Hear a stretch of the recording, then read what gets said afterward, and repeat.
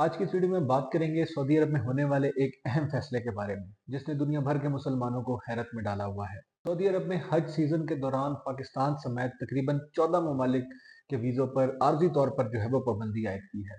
इस फैसले की वजूहत क्या हैं, कौन कौन से ममालिक इससे मुतासिर होंगे, साथ ही हम बात करेंगे एक नोटिफिकेशन के हवाले से जो सोशल मीडिया पर जो है वो मुसलसल गर्दिश कर रहा है, जिसके मुताबिक 13 या 14 अप्रैल के बाद आप सऊदी अरब एंटर नहीं हो पाएंगे अगर आप family visit visa, business visa या उम्रा वीज़ा रखते हैं।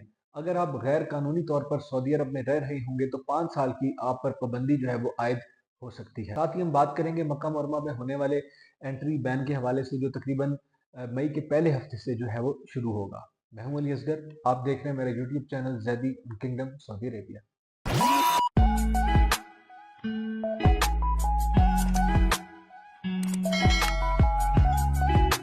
सऊदी अरब में हर साल हज और उम्रे के इंतजामात और सिक्योरिटी को बरकरार रखने के लिए कुछ सख्त फैसले जो है वो लिए जाते हैं। इस साल का सबसे बड़ा फैसला ये है कि सऊदी अरब ने 14 ममालिक के लिए टेम्परेरी तौर पर वीज़ा जो है वो बैन किए हैं, जिसके अंदर business visa, family visit visa और उम्रा वीज़ा जो है वो शामिल है।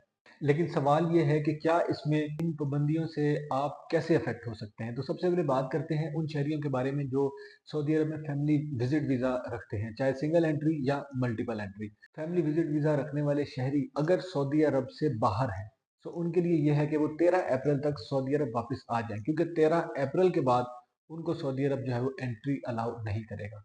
लेकिन वो शहरी जो सऊदी अरब में मौजूद हैं, फैमिली विजिट वीज़ा रखते हैं, चाहे उनका जो है वो मल्टीपल एंट्री वीज़ा जो है वो अब एक्सटेंड होने वाला है, वो अप्रैल की 20 तारीख को या 25 तारीख को वो वीज़ा 3 महीने पूरे कर जाएगा और उसके बाद उसको एक्सटेंड होना होगा। उन शहरियों के लिए किसी भी तरह की कोई प्रॉब्लम नहीं है। वो पहले की तरह इस दफ़ा भी जो है वो उसी तरह अपना वीज़ा रिन्यू करवाएंगे जैसे पिछले महीनों में वो करवाते रहे हैं।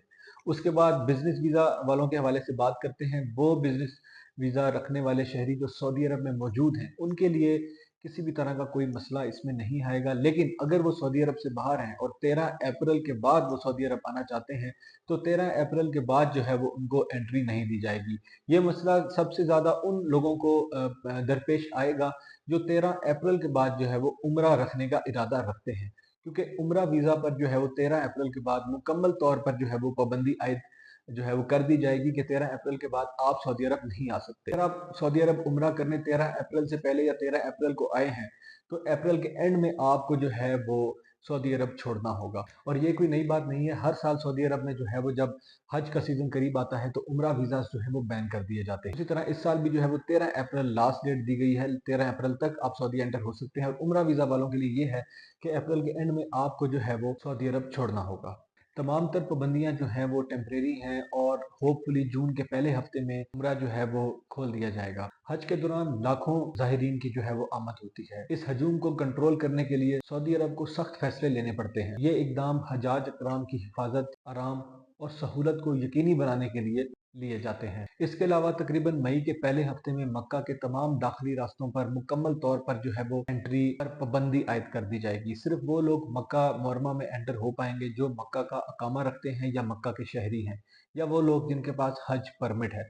इसके अलावा सऊदी अरब में रहने वाले सऊदी शहरी या अकामा होल्डर्स मक्का में एंटर नहीं हो पाएंगे। सोशल मीडिया पर गर्दिश करने वाले नोटिफिकेशन ने अवाम को हैरत में डाल रखा है, मगर हकीकत यह है कि हर साल सऊदी अरब में हज के दौरान इस तरह की पाबंदियां जो है वो आयद की जाती हैं। अगर आपका ताल्लुक भी उन 14 ममालिक से है जिस पर सऊदी अरब ने टेम्परेरी तौर पर पाबंदियां आयद की हैं तो आप इन हदायत पर ज़रूर अमल करें।